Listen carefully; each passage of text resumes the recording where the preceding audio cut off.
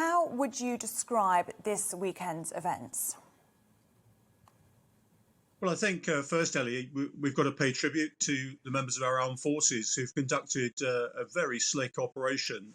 Whatever the political problems and the issues on the ground, our people have really performed well, and we should be proud of them. Given the circumstances, the anarchy, and all the other issues associated with a collapsing state in Afghanistan, they performed brilliantly, as we would expect.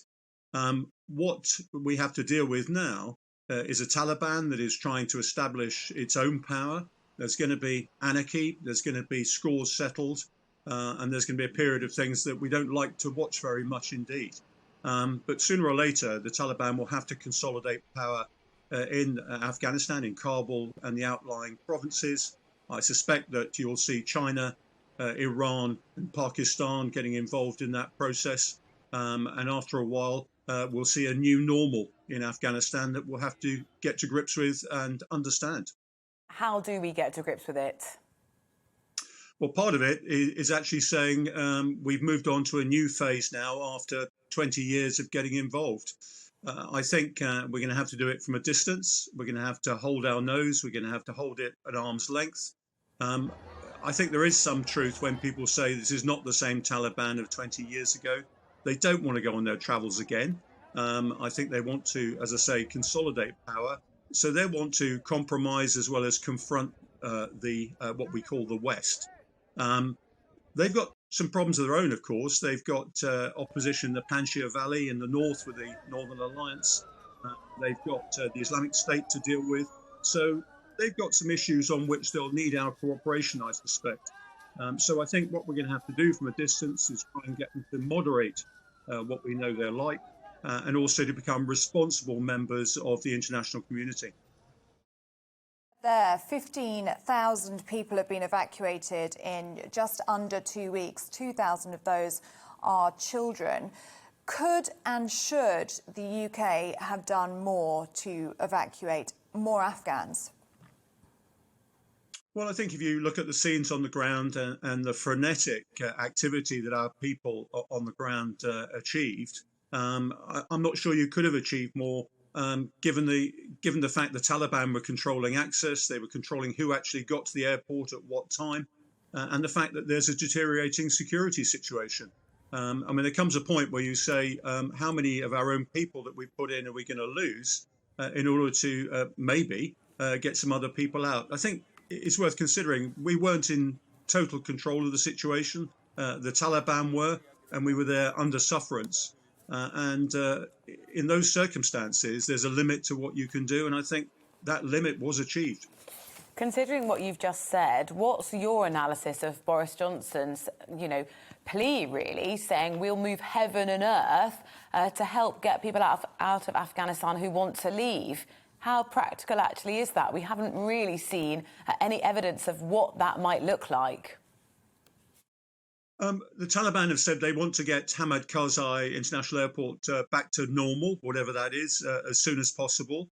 I think our diplomats and other forms of influence will be saying to the Taliban now, look, we've got some of our nationals in theatre still. You don't want them, do you? Because you're going to have to look after them. Let us have them, and let us have the means to be able to get them out and get them back to our country.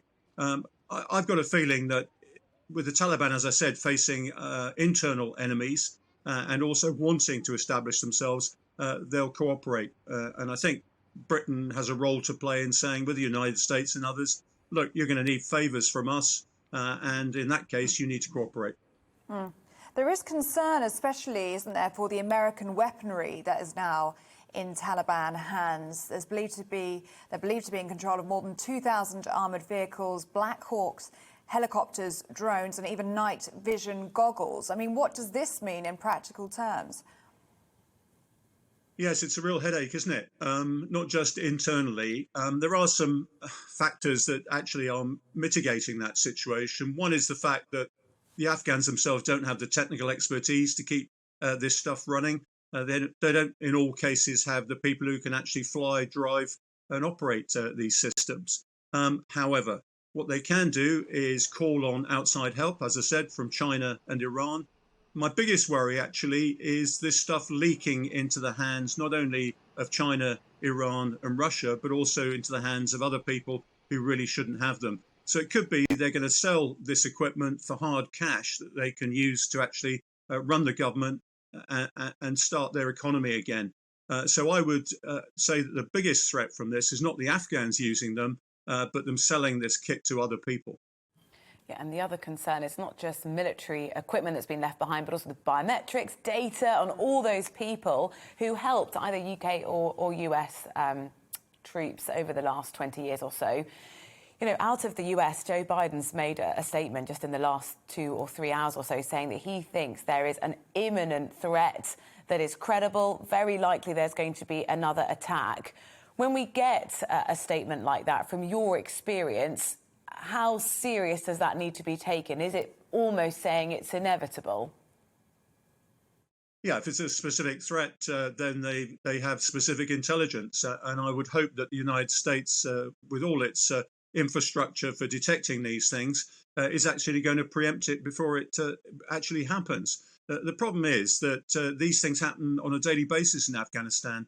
Right now, we're focusing on it because it affects us and our people.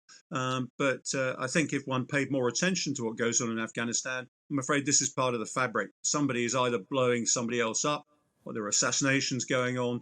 It's in total anarchy at the moment. I think Joe Biden's and the Americans' focus will be that they're not in the way of it anymore. And also, they'll be calculating how long they think they can stay on the ground with anything other than special forces and, of course, the unmanned drones. Welcome to the GB News YouTube channel. You can watch us live 24 hours a day, catch up on your favourite shows and join in the conversation in the comments below. Don't forget to subscribe and you'll never miss any of our exclusive content.